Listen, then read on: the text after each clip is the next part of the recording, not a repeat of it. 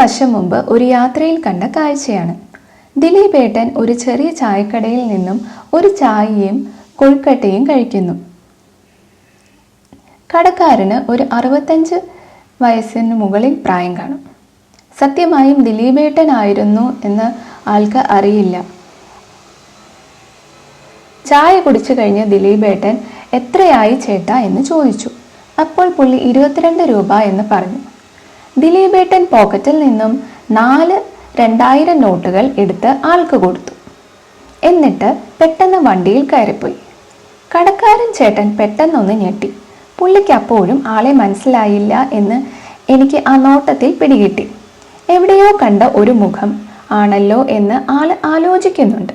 പക്ഷേ കിട്ടുന്നില്ല.